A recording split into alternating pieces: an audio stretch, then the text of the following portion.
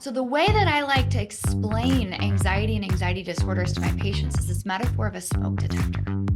So, I might say something like, your house has a smoke detector, right? And what's its job? Well, its job is to detect smoke, right? And then when it does, it goes off. Bah, bah, bah, and what do? Well, you run out of the house and you call 911. At least in the US, that's what we do. We call 911 and the fire department comes. But imagine that your smoke detector went off anytime you lit a candle or used the stove. Or you know what? Because it's Monday, why not? Would you still run out of the house and call 911 every single time? Well, no, because you'd figure out it's a false alarm. So that's what we have to do with anxiety disorders. When anxiety is working the way it's supposed to, it's like your smoke detector. You don't even know it's there unless there's a problem or the batteries start to die and it starts beeping at you. But when you have an anxiety disorder, it's like your smoke detector is too good at its job. It's going off when it doesn't need to, and it's giving you signals that you don't need. So, our job is to start to tell when it's a false alarm and then to figure out how to reboot the system.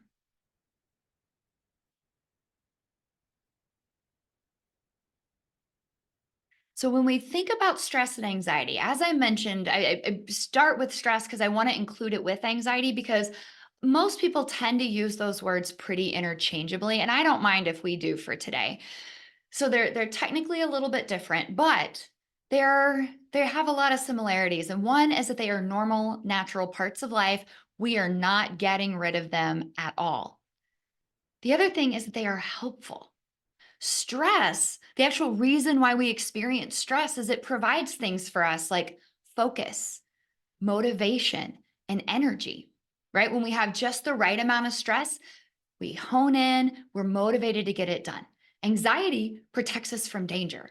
So they're helpful to a point.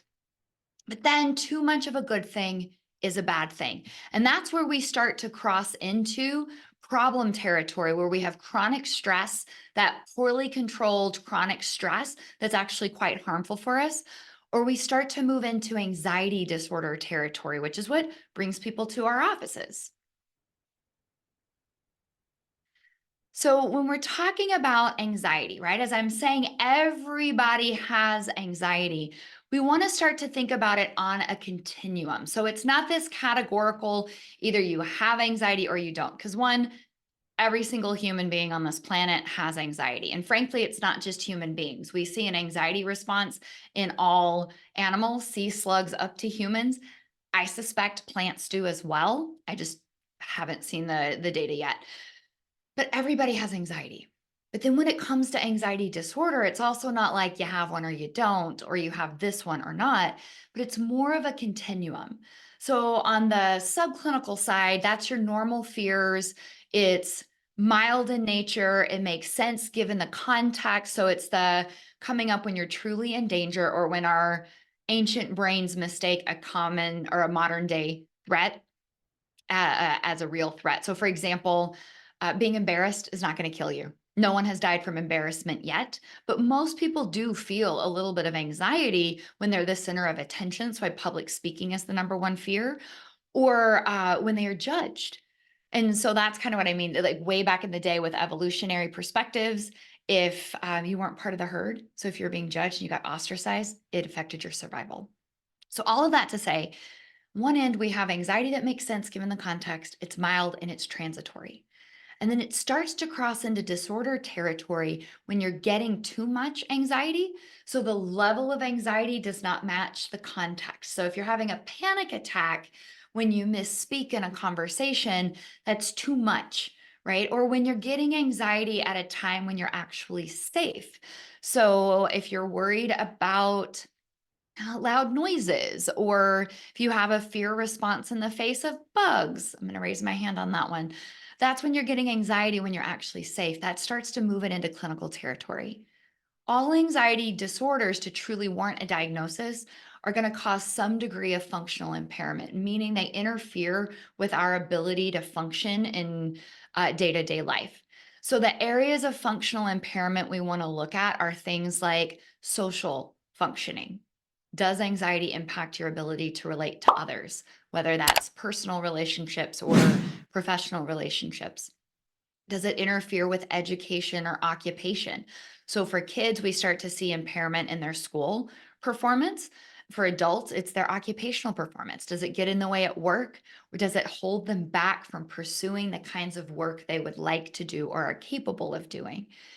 Functional impairment can also show up in terms of activities of daily living. Are you able to do the things that it takes to care for yourself as a human, whether that's your physical needs, your psychological needs, or your kind of house needs, right? And we also want to look at the impact of anxiety disorders because anxiety disorders are long term. They are the most common psychiatric condition, and they are associated with really poor outcomes because they're not spontaneously going to go away most of the time. In fact, they tend to get worse over time. It becomes like a habit that just gets more and more ingrained and more problematic.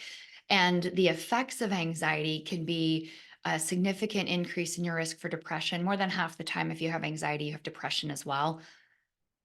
That's kind of a chicken or egg thing. It's hard to be anxious. It limits your functioning. That can cause depression. There's some underlying things that might lead to both as well, like your gut biome or your lifestyle factors or your sleep.